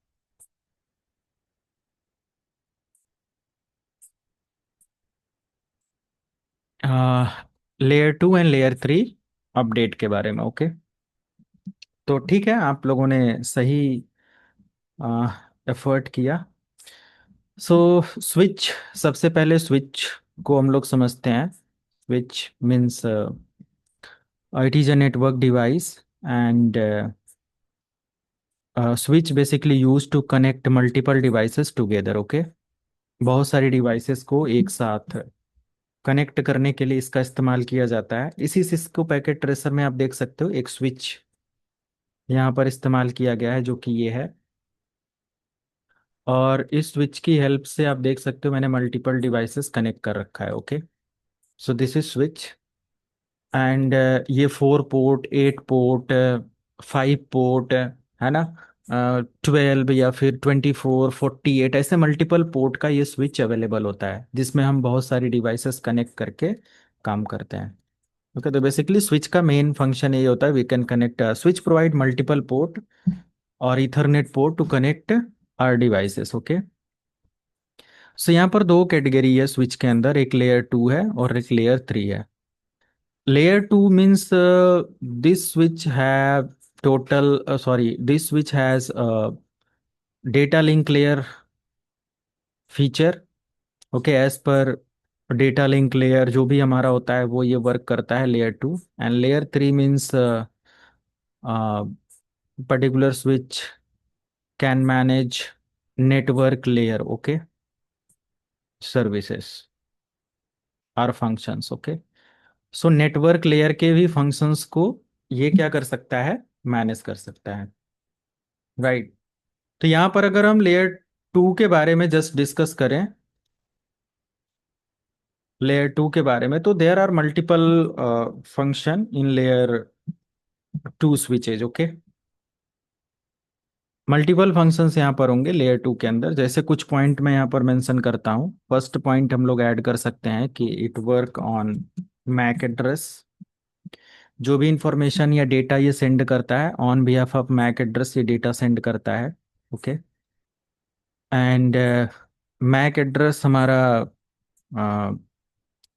एक तरीके का 48 बिट्स का या फिर एड्रेस होता है जो कि परमानेंट एड्रेस होता है। So switch use permanent address और MAC address to send and receive the data. Okay, and switch use frame, okay, to send and receive the data. Switch क्या करता है, फ्रेम को चेक करता है और फ्रेम को सेंड करने का प्रोसेस करता है। यहाँ पर क्या होता है कि एक एफसीएस वैल्यू वर्क करता है, frame check sequence. So on behalf of FCS switch क्या करता है कि डेटा एरर को फिक्स करने का या डेटा एरर को मेंटेन करने का काम करता है। In case if there is any error in particular frame, so switch क्या करता है, एफसीएस या सीआरसी, साइक्लिक रिडंडेंसी चेक जिसको बोलते हैं।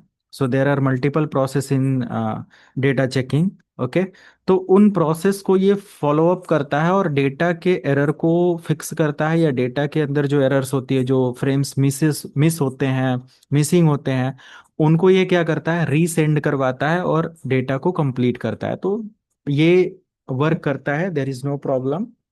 ये सारी चीजें हैं। तो दो कॉन्सेप्ट यहाँ पर हो गया। And also switch like fast communication provide करता है, like fast communication in compare of layer three function. तो जो लेयर थ्री के फंक्शन पर काम करने वाली डिवाइसेस हैं, डेटा फॉरवर्डिंग वो स्लो करते हैं in compare of layer two. Okay, layer two की जो डिवाइसेस हैं, चाहे वो लेयर टू स्विच हो या अनदर जो भी हम डिवाइसेस इस्तेमाल कर सकते बोल सकते हैं, that is fast communication. There is fast communication on layer two. Okay, तो फास्ट कम्युनिकेशन हम मेंटेन कर सकते हैं, यूज कर सकते हैं। एंड ऑल्सो लेयर टू पर हम लोग क्या कर सकते हैं, लाइक वी लैन क्रिएट कर सकते हैं। We can set up VLAN database. Okay, VLAN create कर सकते हैं database.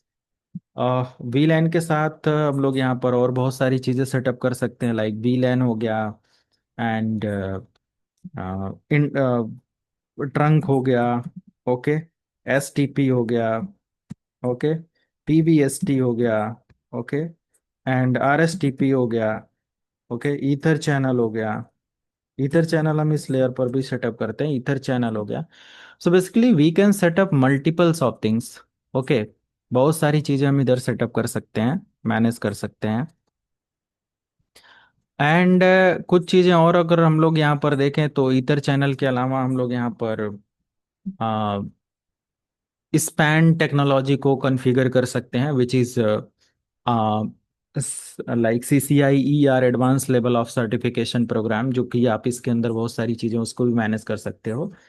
And port security, we can set up port security on layer 2 device or like simple layer 2 switch. Okay, तो port security भी हम इधर configure कर सकते हैं। There are different different types of port security and rule violation policy, बहुत सारी चीज़ें इधर होती हैं। So basically layer two device हमारा क्या करता है, इन सारी चीज़ों को मैनेज करता है।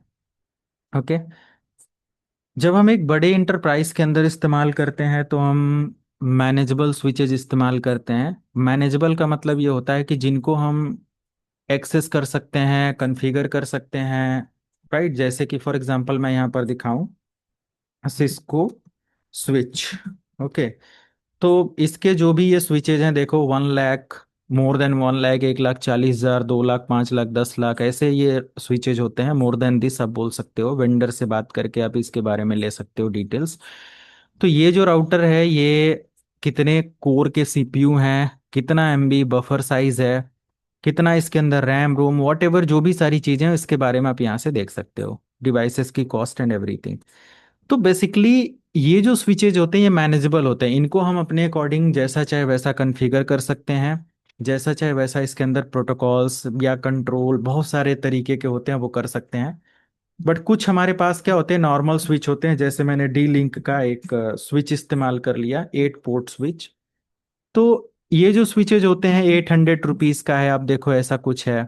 ये कुछ 6,000 रुपए का है, शायद कुछ बेसिक कॉन्फ़िगरेशन हमें इसको मिल जाए, अनमैनेज्ड है, मतलब इसको हम मैनेज नहीं कर सकते, एक्सेस कॉन्फ़िगर नहीं कर सकते, है ना। तो ऐसे स्विचेज क्या होते हैं, बेसिकली लोकल एरिया में छोटे छोटे सर्विसेज और इन सारी चीज़ों के लिए इस्तेमाल किए जाते हैं, या मल्टीपल पोर्ट पर्पज के लिए बस इस्तेमाल किए जाते हैं। बट इंडस्ट्रीज के अंदर हमारे क्या होते हैं, सिस्को के स्विचेज, जूनिपर के, एचपी के, ऐसे मल्टीपल वेंडर के स्विचेज होते हैं जो कि इस्तेमाल किए जाते हैं, जिन पे आप वीलैन ट्रंकिंग, इंटर वीलैन तो नहीं, लेयर 2 पर कर सकते, spanning tree protocol, PVST, RSTP, BPD guard, root guard, multiple types की टेक्नोलॉजी आप इधर इनेबल कर सकते हो, यूज कर सकते हो। Okay, so commonly these devices are layer 2 devices we can use in local area environment। Clear है सभी को। यहीं पर एक और होता है जो कि लेयर 3 है। और लेयर 3 आर्किटेक्चर में अगर हम लोग देखें तो basically layer 3 architecture like network layer device होता है, नेटवर्क लेयर डिवाइस। क्वेश्चन कोई ये मत करना कि अगर लेयर 3 पर राउटर भी इस्तेमाल होता है, स्विच भी इस्तेमाल होता है, तो हम वही काम कर सकते हैं। ऐसा क्वेश्चन बिल्कुल मत करना, मैं पहले ही वो कर रहा हूँ। थोड़ा सा जब आप एक्सपीरियंस लोगे तो आपको खुद आइडिया लग जाएगा कि हम उसको राउटर की तरह इस्तेमाल नहीं कर सकते। ओके, अगर ऐसा क्वेश्चन कोई करेगा तो मैं एक क्वेश्चन कर लूंगा कि फिर फायरवॉल ले लें, सारी चीजें हटा दें, है ना। तो ये क्वेश्चंस एक तरीके का मैच्योर क्वेश्चंस नहीं होते हैं, बिल्कुल किड्स टाइप के क्वेश्चन होते हैं, जो कि आप पढ़ाई कर रहे हो इसके अकॉर्डिंग क्वेश्चंस किया करो आप लोग, ये सारी चीजें। बाकी इसका आंसर ऑटोमेटिक आपको मिल जाएगा क्योंकि आप ये सारी टेक्नोलॉजी पढ़ने वाले हो, तो ऐसा क्वेश्चंस नहीं आना चाहिए दिमाग में। लेयर 3 हमारा क्या होता है, नेटवर्क लेयर डिवाइस होता है। नेटवर्क लेयर मतलब कि ये आईपी बेस्ड कम्युनिकेशन करता है, आईपी बेस्ड कम्युनिकेशन करता है। ओके, आईपी बेस्ड कम्युनिकेशन का मतलब इसमें हम इन स्विचेज को आईपी असाइन कर सकते हैं, आईपी बेस पर ये डेटा को सेंड और रिसीव कर सकते हैं।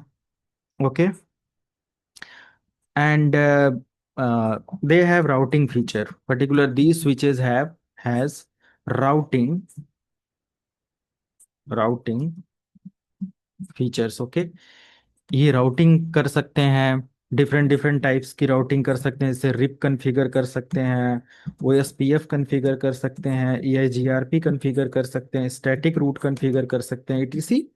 दे हैव पर्टिकुलर स्विच है multiple routing label features. Okay, ये कर सकते हैं, फॉरवर्ड पैकेट कर सकते हैं, and they have capability to manage inter VLAN. Okay, means VLAN के ऊपर की जो सर्विसेज होती हैं वो ये लेयर 2 के लिए सर्विस देने का काम करते हैं। बेसिकली दीज डिवाइसेस और layer 3 switch is not for routing purpose basically. Okay, ये राउटिंग के लिए नहीं होता है कि आप वैन लेवल की राउटिंग और इन सारी चीजों को करो, there is dedicated router. But अगर लेयर 3 हम इस्तेमाल करें, so we can connect 2 branches together, more than 2 branches together, we can handle the services in between multiple spoke and hub type of network.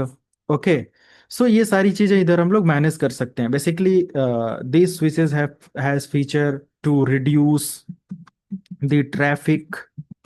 Okay, traffic को reduce करने का, और provide secure communication, क्योंकि इसके अंदर आ, बहुत सारी चीजें हम मैनेज कर सकते हैं, सिक्योर कम्युनिकेशन मैनेज कर सकते हैं, एसीएल टाइप की पॉलिसी कॉन्फ़िगर कर सकते हैं, है ना। लेयर 2 को सिक्योर करने के लिए अलग अलग प्रोटोकॉल्स कॉन्फ़िगर कर सकते हैं। ओके, तो ये सारी चीजें यूज कर सकते हैं, और नॉर्मल स्विचेस से ये क्या करता है, फास्टर कम्युनिकेशन ये भी प्रोवाइड करता है, फास्टर कम्युनिकेशन। ओके, ये सारी चीजें होती हैं, राइट। तो लेयर 2 और लेयर 3 दो तरीके के स्विचेज होते हैं, राइट, लेयर 2 एंड लेयर 3। इसके बाद हमारे पास एक और फंक्शन यहाँ पर आ जाता है, which is next generation firewall. And what is next generation firewall basically? So this particular this is the next generation firewall or IPS, intrusion prevention system, both या दोनों टेक्नोलॉजी जो हमारा है, ये हमारे नेटवर्क की सिक्योरिटी के लिए बेसिकली इस्तेमाल किया जाता है। So we can detect threats, okay, like there are multiple threats in our network. बहुत सारे ऐसे थ्रेट्स होते हैं जो हमारे नेटवर्क में होते हैं, या हम लोग जो भी इस्तेमाल करते हैं अपने नेटवर्क के अंदर डिवाइसेस कम्युनिकेशन के लिए, इन सारी चीज़ों के लिए, डेटा को सेंड और रिसीव करने के लिए, तो उनकी सिक्योरिटी को भी मेंटेन करना होता है। So basically it maintain threats security.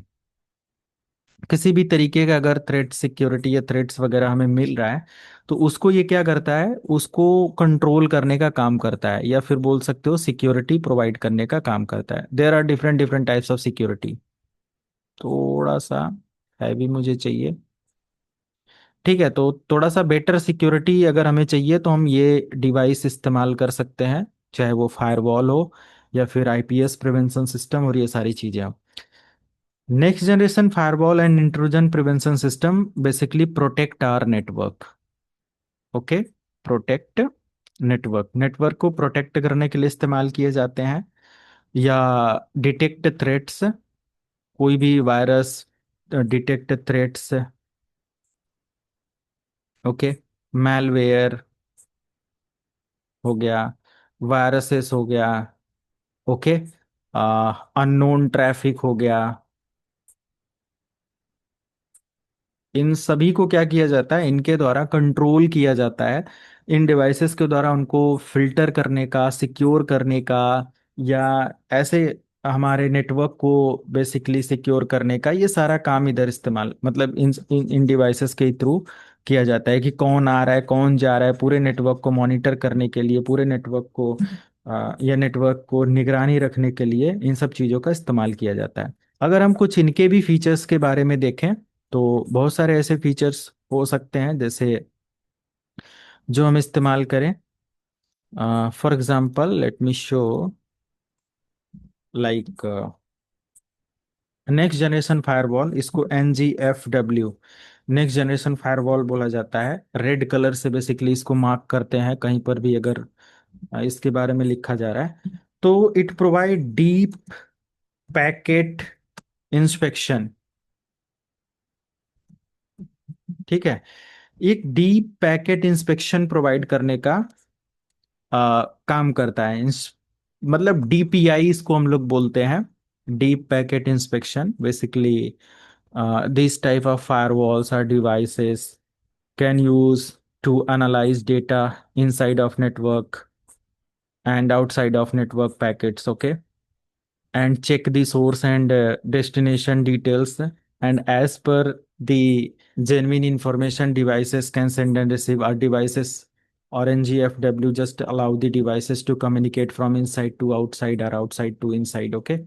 तो बेसिकली NGFW या फायरवॉल बेसिकली हम इसको बोलें तो ये DPI वगैरह का काम करता है, कौन आ रहा है कौन जा रहा है, चेकिंग मैकेनिज्म पर बहुत अच्छे से वर्क करता है, ताकि एक सिक्योर कम्युनिकेशन यहाँ पर हो सके, ओके। तो DPI और deep packet inspection. Even then next generation firewall provide application control, okay. Sometimes हम लोग क्या करते हैं, due to security for any organisation, network or security team just block the some applications like chat support, okay, कि आप Facebook use कर सकते हो बट चैट उसका नहीं इस्तेमाल कर सकते, मैसेंजर कोई नहीं इस्तेमाल कर सकते।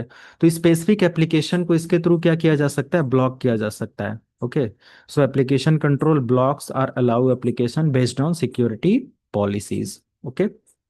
maybe we can, our network engineer can restrict social media applications, okay, और P2P sharing types of security means ऐसा कोई एप्लीकेशन जो डेटा शेयरिंग के लिए इस्तेमाल किया जाता हो, ड्यू टू सिक्योरिटी पर्पज ऐसा किया जाता है। तो ये भी ये मैनेज करता है। अनदर थिंग हम लोग बोल सकते हैं कि इंट्रोजन प्रिवेंशन सिस्टम जो हमारा होता है, या बोल सकते हैं इंटीग्रेटेड इंट्रूजन प्रिवेंशन सिस्टम भी इसको बोला जाता है, IIPS करके। इसका काम क्या होता है कि इट डिटेक्ट एंड प्रिवेंट, ये डिटेक्ट भी करता है और प्रिवेंट भी करने का काम करता है from threats, okay. Before they reach the network, ये क्या करता है? बिफोर बिफोर दे, या बोल सकते हैं कि ठीक है, before they reach the network, network में रीच होने से पहले ये डिटेक्ट करने और प्रिवेंट करने का काम करता है, राइट? तो these are the smart technology और devices for security purposes, okay, जिसको हम नेक्स्ट जनरेशन फायरवॉल और आईपीएस सिस्टम द्वारा समझ सकते हैं। Also they have threat intelligence, इनको थ्रेट्स मतलब जो चैलेंजेस होते हैं ना, अटैक होते हैं कोई साइबर क्रिमिनल्स द्वारा या फिर हैकर अटैकर द्वारा या फिर इंट्रूडर द्वारा, तो एक तरीके का ये थ्रेट इंटेलिजेंस पर वर्क करते हैं। थ्रेट इंटेलिजेंस लाइक बहुत आसानी से ये किसी भी ऐसे थ्रेट को डिटेक्ट करने का काम जो कि हमारे नेटवर्क रिसोर्सेज डेटा या किसी ऐसे साथ आने की कोशिश कर रहा है, या कोई अंदर से बाहर या बाहर से अंदर कुछ ऐसा सेंड करने की कोशिश कर रहा है, तो इसको मैनेज करने का काम करते हैं, जिसको हम लोग बोल सकते हैं प्रोवाइड सैंड बॉक्सिंग, ओके। या एक अ, इस तरीके से हम ऐड ऐड कर सकते हैं, like provide provide zero day security, zero day security. कभी कभी ऐसा जीरो डे सिक्योरिटी हम लोग लास्ट एक 7th मॉड्यूल पढ़ेंगे, बहुत सारी चीजें उधर सिक्योरिटी के बारे में डिस्कस डिस्कस करूंगा। कोई न्यूली लॉन्च्ड अगर एप्लीकेशन या कोई ऐसा लाइक डेटा या कुछ ऐसा है, और उसमें किसी भी तरीके के लूप होल्स और ऐसा मिल जाते हैं, जो फर्स्ट टाइम ऐसा होता है, तो उन सब चीजों को भी सिक्योर करने का काम इन सब डिवाइसेस का होता है। एसएसएल टीएलएस लेवल की सिक्योरिटी भी ये प्रोवाइड करता है ना? Maintain security, maintain security for SSL slash TLS, जो भी वेब सिक्योरिटी होती है, सिंपल हम इसको ऐड ऑन कर सकते हैं कि प्रोवाइड और inspect like web security, okay. So how it protect web security, इस पॉइंट ऑफ व्यू से तो ये लग रहा है कि पर्टिकुलर आईडीएस आईपीएस या फिर NGFW provide security for a website.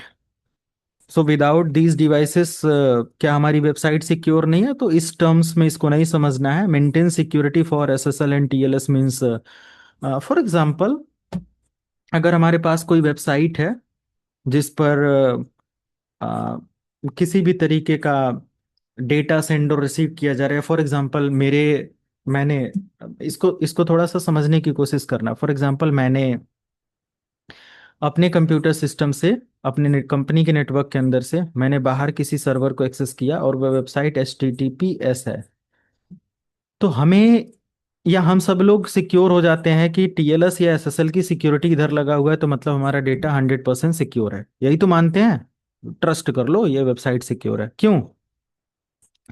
But these technology helps to detect the threats in hidden encrypted और डिक्रिप्टेड डेटा, ओके।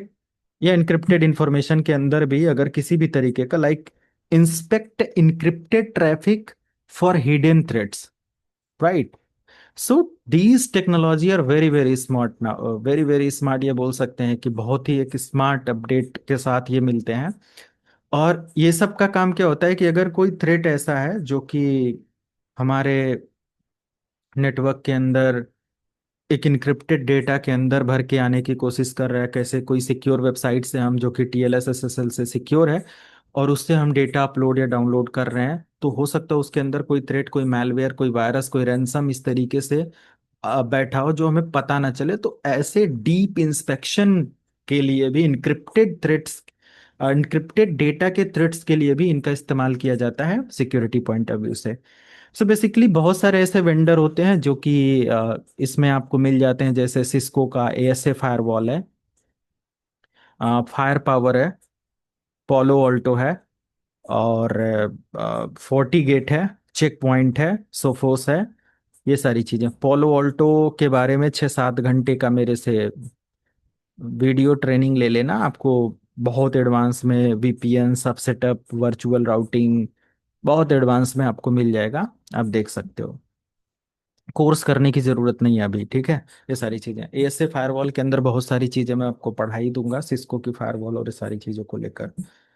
तो ये हमें कुछ अपडेट आईडीएस आईपीएस और इन सारी चीज़ों को लेकर मिलता है। तो ट्रैफिक मॉनिटरिंग के लिए भी इनका इस्तेमाल किया जाता है, थ्रेट डिटेक्शन के लिए भी इनका इस्तेमाल किया जाता है, प्रिवेंशन सिस्टम के लिए भी इनका इस्तेमाल किया जाता है, ब्लॉक करने के लिए भी इनका इस्तेमाल किया जाता है, लॉगिंग अलर्ट के लिए भी इनका इस्तेमाल किया जाता है। फॉर एग्जाम्पल कोई भी एक इंट्रूडर अगर आपके नेटवर्क में लॉग इन हो रहा है, so particular devices can send the alert to the administrator email account or can send the alert for administrator monitoring portal or dashboard, or on behalf of that particular log algorithm, security engineers or officers or network engineer can take action according to the log. Okay, तो वो सब भी यहाँ पर ये provide कर देता है। पॉलिसी इन्फोर्समेंट के लिए भी ये डिवाइसेस काफ़ी पॉपुलर है।